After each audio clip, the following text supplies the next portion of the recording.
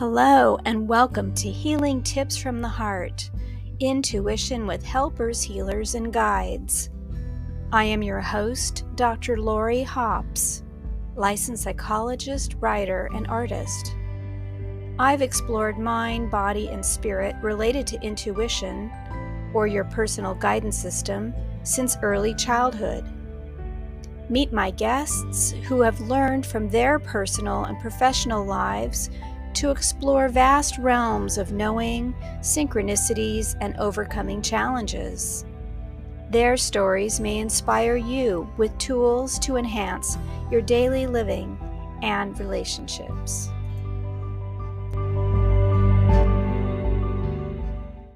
Hello, everyone. I am here today with a wonderful person that I think you'll be very excited to get to know better, Dr. Michelle Greenwell.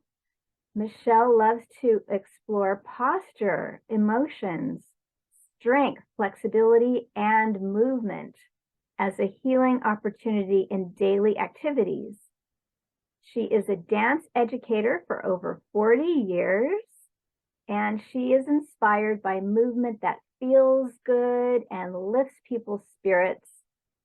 Her formal education includes a Bachelor of Arts in Psychology, a Master's of Science in Complementary Alternative Medicine, and recently a Ph.D. in Complementary and Integrative Health. She has studied a myriad of offerings for helping people with healing, including herself: Touch for Health, Therapeutic Touch, NeuroReflex Integration, dance, Tai Chi, and BioEnergetic Wellness. Her dissertation work identified key protocol tools that can empower people and move them forward with ease and grace. She's also the owner of Dance Debut Incorporated for over 35 years. And if that's not enough, also the Cape Breton Tea Company. And her intention and essence that she infuses with herbs through the tea is how people can look at the rituals of tea drinking. So we might be talking a little bit about all of that today. We'll see how much we actually get to. So welcome, Michelle. I'm so glad you're here today. Oh, thank you, Lori. I'm very excited to be a part of your podcast. Thank you for asking. Thank you. And just so the audience knows, we haven't actually met in person. Not yet, anyway. And but that doesn't mean that we didn't have a connection when we did meet online. And I have been given the honor to be interviewed by you on your podcast. So thank you so much for that. And I'm happy to spend more time with you today and learn more about your work. So why don't we launch in? And today we're going to be talking about healing work from the heart and other ways of knowing. And how do you personally connect to your heart with healing work? When I started taking Tai Chi, and I looked at becoming an instructor, you had to teach from the heart. And when you taught from the heart, that meant no monetary gain. So everything else that I was doing, I was being paid for. But then when it was no monetary gain, it didn't matter if there was one person, 12 people, 100 people in the room, it didn't matter. Each person had a value, and the time that you blocked aside to have that time together was the valuable time. And that's where I learned teaching from the heart. And I took that, even though, yes, I have monetary gain that comes from dance and the other things that I do, but I take that same approach into everything that I do. And when one person shows up, I'm always looking for the magic. And when there's 100 people, it's the magic that comes from there. And I think that changes the idea where some people would think, oh, only 3 people signed up for my workshop. It doesn't matter. If you ran the workshop, then all that's important is who's in front of you. Beautiful. What a radical and simple idea that isn't so common, but used to be more common, in the older days. So that is very interesting. Was there a story behind how that came to you? Was that how your mentor taught you, or? Yes, Master Moy was raised in the monasteries where Okay. they helped him to recover from the illnesses that he had as a child. Mm-hmm. And so when he brought Tai Chi to Canada, that was how it was all spread out. And that's around the world now.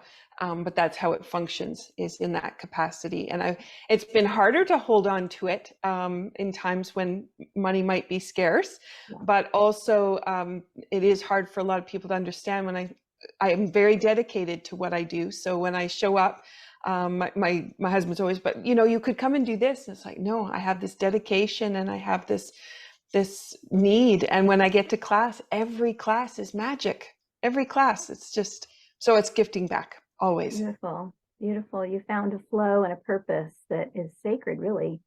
Mm-hmm. It would imagine that the people in your class feel that and sense it too. Mm-hmm. Yeah, definitely. Yeah. Definitely. That's great. So I'm wondering if you might want to talk a little bit about intuition and whether that plays in with how you operate in terms of that magic that you talk about. Absolutely.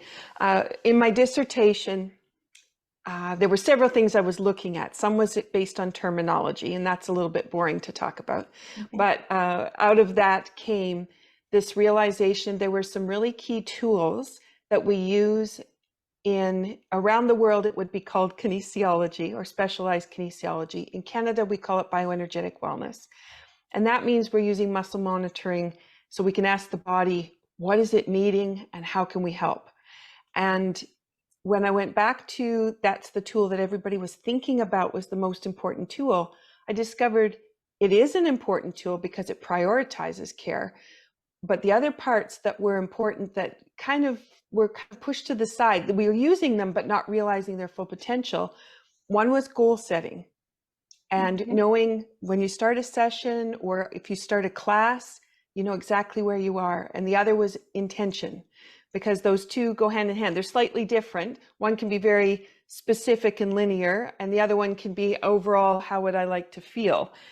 So we have those two aspects. But as you spend time with those pieces and you make that a part of your day, it becomes cumulative. One, you can be balancing and bringing balance and flow or activation towards what it is you want. But then, you might ask, I need some confidence around an activity that I'm going to do. Mm-hmm. And then 3 months from now, you'll think, you'll go back and look at a note and go, I needed confidence for that. And you've forgotten because you just went into balance and flow with it. And it started to accumulate all the pieces that added to that. So in answer to your question, how do I use intuition? At the end of my dissertation, I realized as I put in some of these key pieces, what happens at the end when you use it cumulatively is your intuition grows. And a lot of people will say, oh, I don't have intuition, Mm-hmm. or I get this thought in my head, and that's true. But I also had, and this is where you and I meeting online has been such an incredible gift, because as I've been teaching my movement classes online, I've developed this physical intuition. Okay. Now, who would have thought that was even a possibility? But what happens is I can't see the people that I'm working with a lot of times.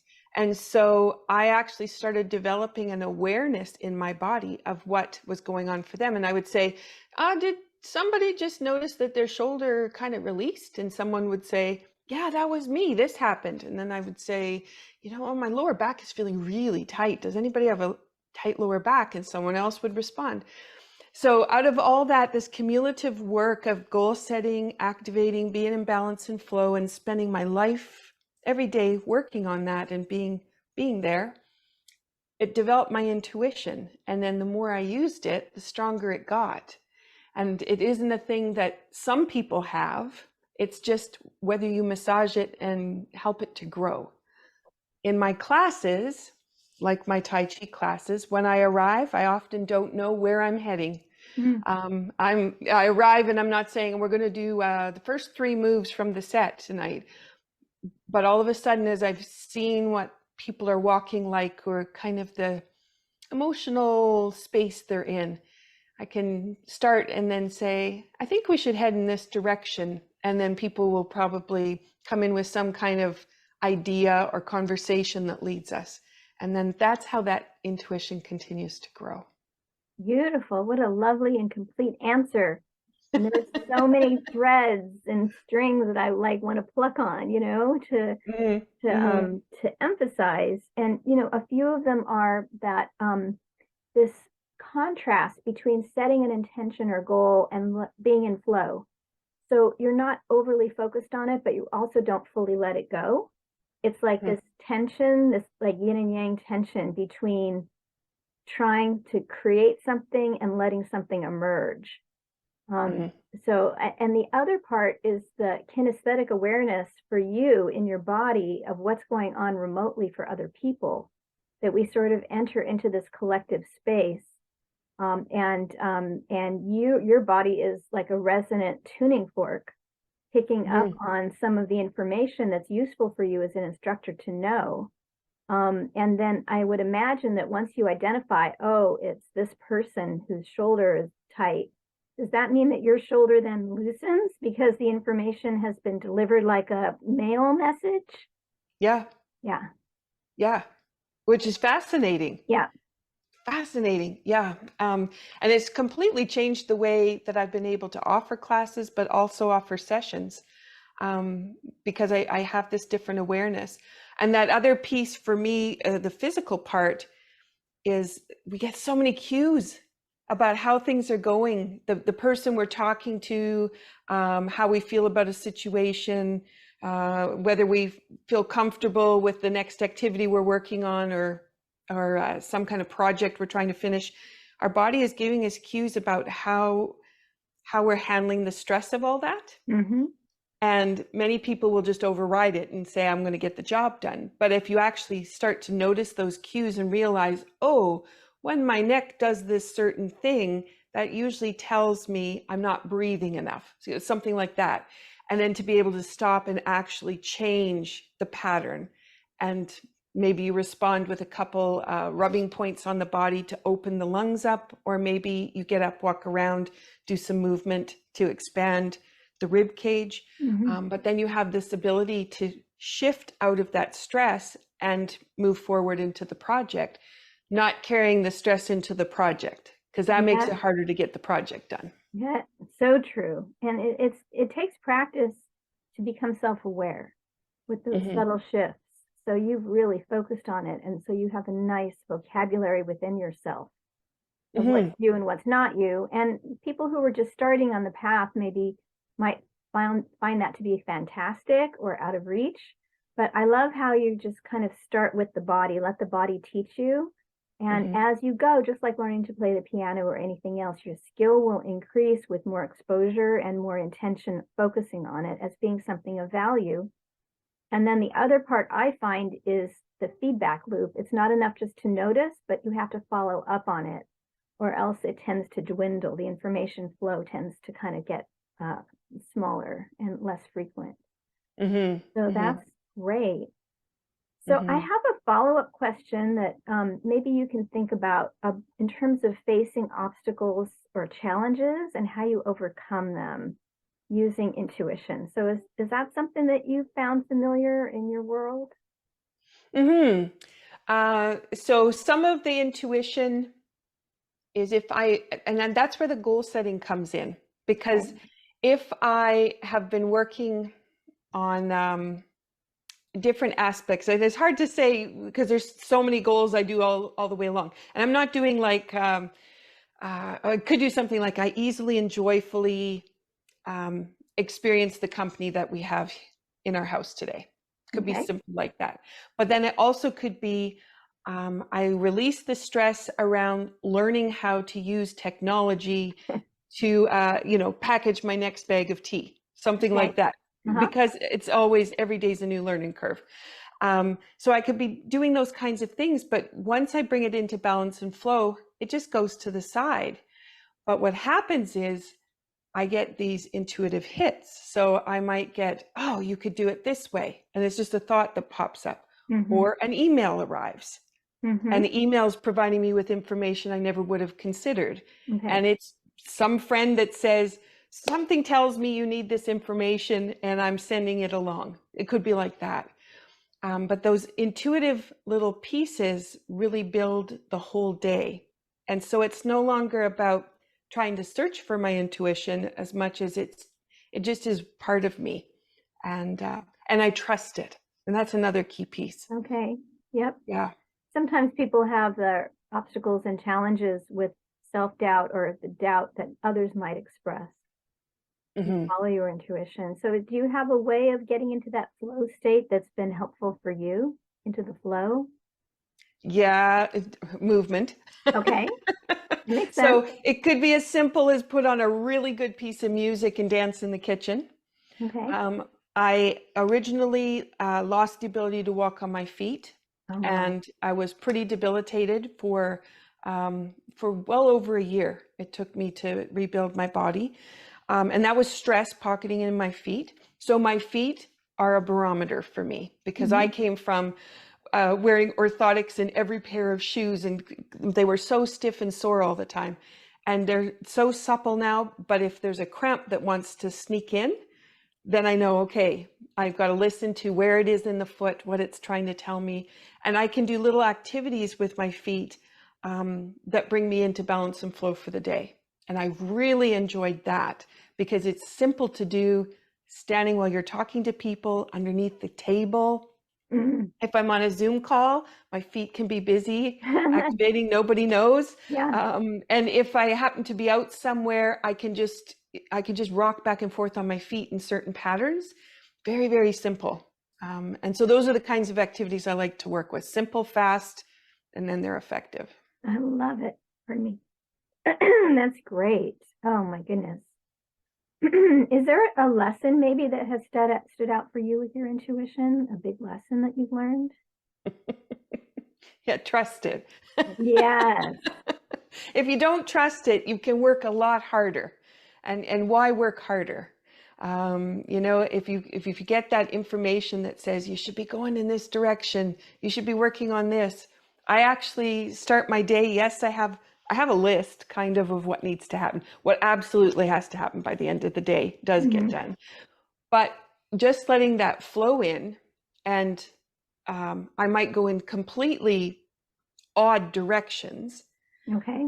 But in that odd direction, I'll be picking up pieces, and those pieces become important later on. And that's what keeps things easy, because all of a sudden I'll be to the place where, oh, that task needs to be completed. Oh, I gathered 4 other things that makes it even more robust, or put it in a new direction, or gave it a new light.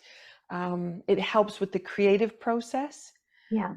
And it really starts to build out the skills that I'm good at, but build them out in a way that is supportive to the projects. And That's great. yeah. That trust piece it gets confusing if it's not linear or obvious. You can feel like you're off task, wasting time, confused, going backwards. But then you show up and you're like, oh, I actually needed all this all along. So I wound up saving time. Yeah, exactly. Yeah. Beautiful. I'm wondering, Michelle, you have so many different training modalities under your belt, and I'm sure you pull from different ones at different times, but are there maybe 2 or 3 things that you would want the world to know based on your experience and your training? I started in Touch for Health. Okay. And I'm grateful that I did start there. I had a background in dance, and Touch for Health allowed me the opportunity to understand that emotions attached to tissue, attached to movement patterns, and that certain muscles are reflective of different systems in the body.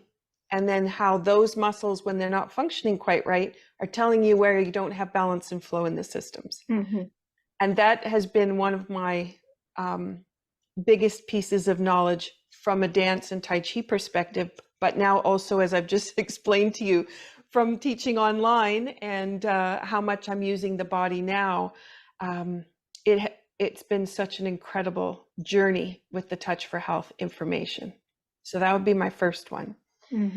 My second one would be, I started with Touch for Health, but I later discovered Therapeutic Touch. Okay.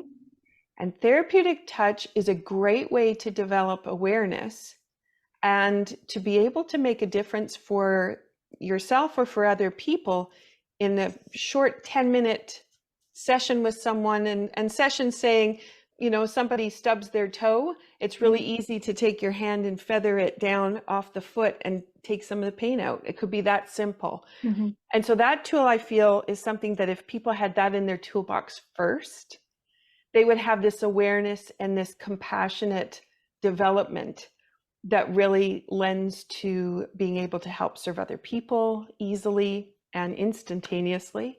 And it also is a great way to connect with people. And so that would be my other recommendation. And my third part would be, we have been stuck in front of our computers. We have been locked in cars, driving long distances, and we try to cover those long distances with as few breaks as possible so we can just get there. Mm-hmm. And our bodies are learning how to be frozen. Oh my, yeah. And learning to be frozen makes it really hard to go out and meet people, makes it hard to, you want to go to a concert, you're all excited about the concert, but it's easier to stay home because your body's comfortable frozen. Yeah. And so I really invite people to think about how much time they're spending in the day in those locked positions. And even though they seem active because the brain's active working on things, Mm-hmm. but to really look at it and then think about how that might be affecting the way they choose to do activities, the way they engage, maybe make decisions, Mm-hmm. and then find a way to bring movement into the day. And Beautiful. it can be, like I said, under the table, no one can see you on a Zoom call, right? Yep. And I call it dynamic sitting because we don't have to be frozen with our foot curled up underneath our chair. Yeah. We can have our feet rooted on the ground. We can have our knees engaged. We can have the pelvic floor moving through on our seat. We can be paying attention to the neck. Exactly, right? And so there's a way to change this idea that we're only good if we're focused. Mm-hmm. And so that would be the third piece that I would bring in. Oh, I love it. It's good for self-awareness and simple and easy to do. We don't have to make radical change to make a difference. Mm-hmm. Yeah, that is beautiful. And I often think about the 360, how my energy field and my body is behind, above, below, not just forward, because we do a lot of forward stuff, focusing with our eyes, reading, talking, looking. Yeah. Yeah. Beautiful. And that too is an awareness on the outside of the body. Mm-hmm. And a lot of people are always thinking about, what does it feel on the inside? Mm-hmm. And when you start to pay attention, how do I feel on the outside? It can be weird to begin with, but then you start to realize, oh, I do have awareness of how far I am from other people or things. And also, can I feel behind me? Am I aware of behind? Can I sense behind me? Do I know when somebody's coming up behind me, or do they have to tap me on the shoulder before I even notice? Just those little things, because that is that multidimensional piece that is so important to who we are. Beautiful. I'm wondering if there's something you'd like to share with the audience that brings you joy. Tea. Ah. Dance brings me joy. Tai Chi brings me joy. I live most of my day in a place of joy, except for technology. But tea, when I get to go and mix tea, make a tea, offer it to someone, that brings me joy. That's so wonderful. Right? People pick up their mug and then they smell, and then they go to the taste, and all of a sudden their senses are aware. That might not, eyes and ears are always aware, but that gives you that extra piece. And I love connecting with herbs, and not connecting with herbs because they're going to fix me, because they're good for something, but because they have this essence about them that lifts people up.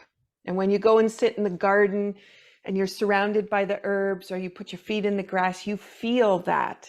And that is such joy. And when I can help people with a tea blend to say, these combinations can lift you in a certain way, and people go, I feel that. That's joy. Well, Michelle, I love hearing about your herbs. and your teas. They're so fascinating, but there's also something else we haven't yet mentioned, and that are the incredible cards that you've created. And I know you have a collaborator and some of your stuff overlaps with them. So can you talk a little bit about your decks of cards that you've created? I'd be happy to do that.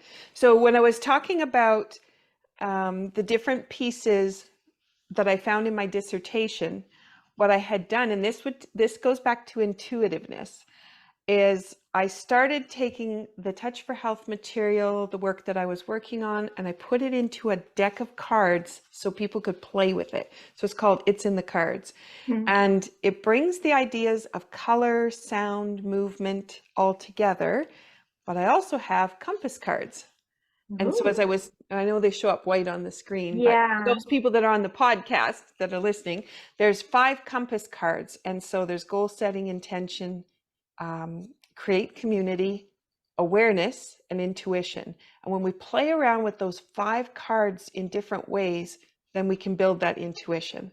So that's one of the decks that got built, and it's an accumulation of about 5 years of my own work, but then I also did it with an educator and with a counselor. So it was the combination of all of our backgrounds that came into that card deck. So there's that one.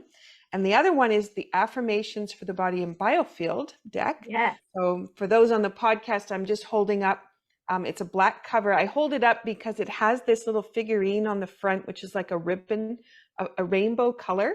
And Tanya, who does all the photography on this deck, she calls it mother and child. And so thinking about how you're nurtured, how you're held, but also how you can birth a new idea and how you can bring forth new ideas.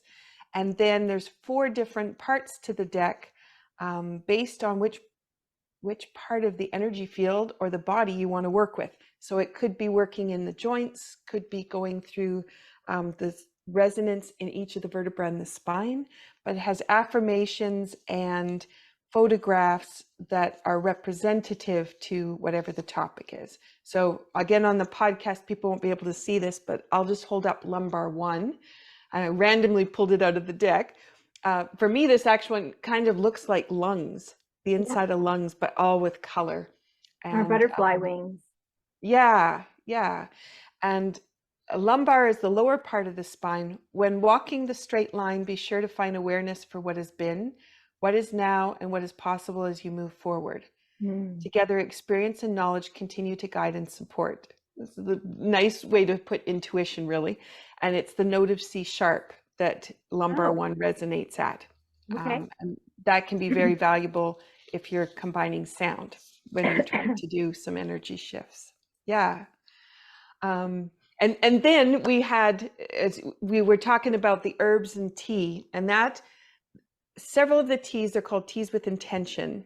They have affirmation phrases similar to the card decks, but they pull the essences of the herbs. And this is the work of Evelyn Malders. So I have a couple of cards that jumped out of the deck for me today. So perhaps they'll be valuable to someone who's listening to the podcast, and that'll be important to them. And so what we're doing is looking at the essence of the herb rather than how can the herb heal someone. So you're not trying to say, please fix me. You're saying, how can I be supported? And if I connect with you, how do we work together? And that's really what happens with the herbs. So Uva Ursi was the one that jumped up, and it's part of the water element, bladder meridian, and crown chakra. So that's our going from intuition, that's going up to our ways of knowing and our connection either to divine source or our connection out to the world. So the phrase is, I embrace my power to fully express myself, living up to my true potential. It has to do with emotionally with decisiveness and mentally with empowerment. So if anybody out there is looking for that little hold, that might be something that can be supportive. I could use that today for sure. And then the other one is St. John's wort. And this is actually, as we're doing the recording right now, this is coming up for harvesting right now. Okay. And so there are a lot of people might find this growing in the fields. I'm in a rural area, so I have a lot of things growing in the fields. So sometimes they'll pop up in different places. St. John's wort is about I have all that I need to create the delicious life I deserve. And that, Bring when it I in. when I went to take my instructor's training for Touch for Health, I was so nervous, and I called up someone who had introduced me to Touch for Health. And I said, I'm so nervous. And she said, and she didn't hardly know me.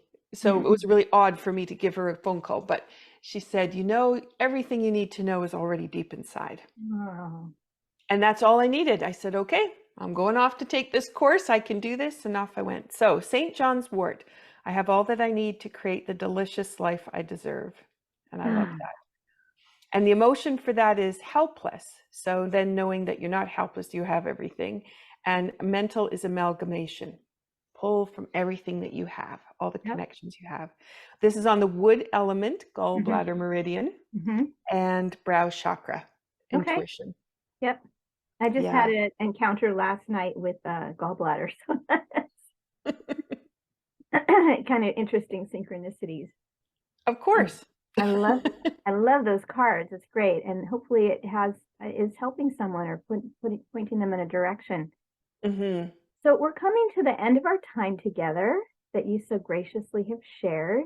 And of course, we will have your contact information and some links to various, like your cards and how to get a hold of you and all that. But also, I'm going to, we'll go through the interview and find some elements that you talked about, like Touch for Health and so on. So people have resources to connect to. But I'm wondering if this may be kind of putting you on the spot, but do you have a funny moment to share about healing tips and intuition that might come to mind? I do have one. I have one.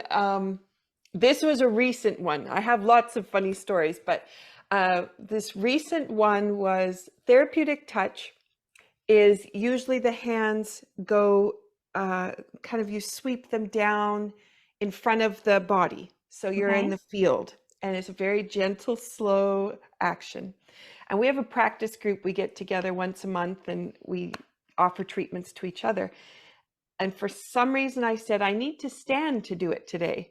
And I stood, and then all of a sudden my body started moving in all these crazy directions. And I was partnered with someone, and she was looking at me going, what is she doing? And so the person we were supporting, she decided, I'm just going to put my hands on this person's feet and just keep them grounded, because Michelle seems to be off in this world doing something. And we sat down afterwards, and we always exchange what we experienced and what kinds of intuitive thoughts came to us or any connections. And I said, I have no idea why I moved that way. And then we did a second one, and there was a repeat. I tried to rein myself in and not move too much, but I couldn't. I just had to move. And then I realized that one of my favorite jazz dance companies is in Calgary, Decidedly Jazz Dance Works. And they were launching their brand new show that day, and it was on the nervous system. Oh. And I knew they were launching it, hadn't really made much more connection because I don't live close by, so I didn't get to see the show as much as I would like to. However, I went and found some clips of their dress rehearsals, and what I did was mimic the movements that was in the nervous system show. Oh my God. Isn't that something? Chills. I have chills. Yeah. It was so amazing. And from that, I actually, and here's how intuition goes, I then said, okay, my Chi integration class that I teach, which is movement with healing works, all interspersed, needs to focus on the nervous system. There's something in there that we need to know. And so I've spent the last 8 weeks with my students we dove deep into structure, but then we took it actually out into the biofield, out into the outside of the body, and how the nervous system learns from its environment. And it just expanded my program immensely. Wow. So, yeah. I love it. Oh my goodness. Yeah, crazy things happen. And again, when you trust them and know that you're guided there for whatever reason and you're doing what you need to be doing, then so much can happen. Yeah. I so relate. I started dancing when I was 3 with modern dance. And it was all about the little silk scarves running around the room, holding them and moving them like butterfly wings, and the drum beat, which is like the heartbeat. Mm-hmm. And I just remember so vividly, like just dancing that way. And so that I always say that was my first energy language. Well, besides love, of course, love is foundational. But in terms of interaction with groups, my first energy language was movement. Mm-hmm. So I have also had synchronous, uncanny movement invitations in my life too. And so I so relate to what you're talking about. You didn't dismiss it. You had a supportive group that helped you round so that you could do what you did. And then you found that connection. And then you used it to really open up your teaching. This is like the ultimate creation story, you know? Like this is the best of what intuition can bring into our lives and how it's related to so many more things outside of our awareness. And that suppleness that you have between giving and taking in and not knowing, but trusting. And wow, what a fabulous story. Oh, I'm very inspired. Thank you. Yeah, thank you. I give great thank yous to the people that I do gather with that give me, like you said, the space to be able to express myself in a way that I feel I need to, and then to be ready for whatever the nuggets that's going to come out of it, because they always know something's coming, and then they'll say, well, we'll wait to see what Michelle's going to do next, and then you know, off we go. And that's how the card decks came to be too. The way we came together to create them, it was all intuitively guided, and just kept going with it, not knowing. One small card deck for the spine, and that expanded into 4. I had no idea. I use them. I love them. They're great. Thank you so much. Oh my goodness, I feel like I could talk to you all day, but I know that we need to come to a close. So is there anything else that you'd like to share with us before you give us how we can reach you? There's, you had asked me a couple questions, so I'm going to read, because I wrote down the pieces that you had asked me, what 3 things would we want the world to know? And I know I responded in a certain way off of what was happening. And there's 3 other things I would love for people to keep in mind. So this is how I'd love to finish. If you have not heard of Nightbird, she was on America's Got Talent, I think it was. But what she said was, you can't wait until life isn't hard anymore before you decide to be happy. And I think that phrase is so important for people. And if you start every day thinking about how can I be happy today? In what ways? That can change everything. And the other is, you have the power to change and grow inside you.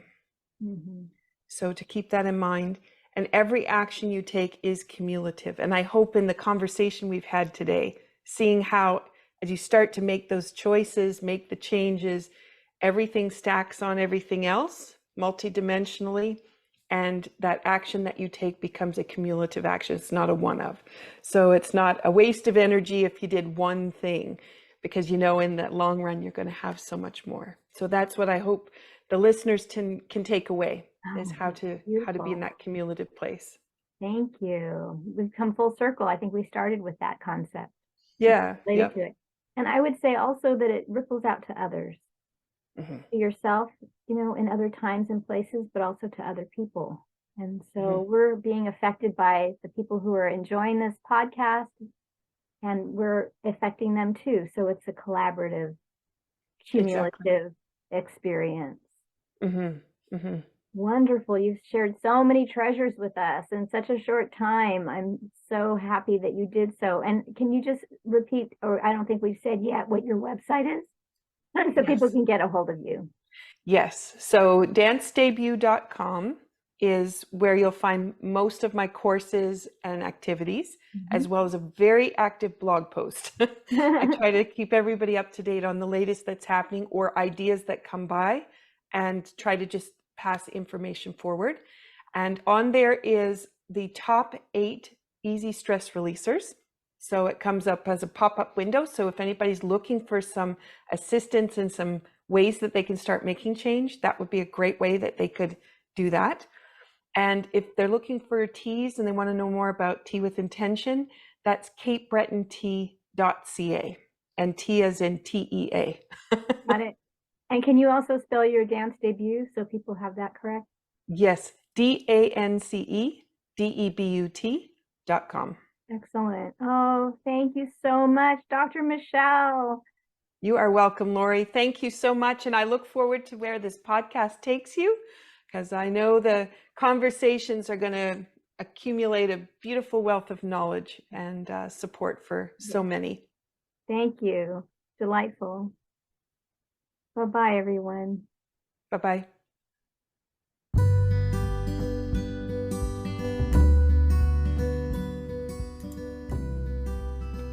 Thank you for joining us for today's podcast. If you want to learn more, you can visit my website for podcast and resources at hopshealingtips.com. You can also like, share, and subscribe to this channel. This podcast is for information and entertainment purposes only and is not providing healthcare advice. Please seek guidance from your professional healthcare team should you need assistance.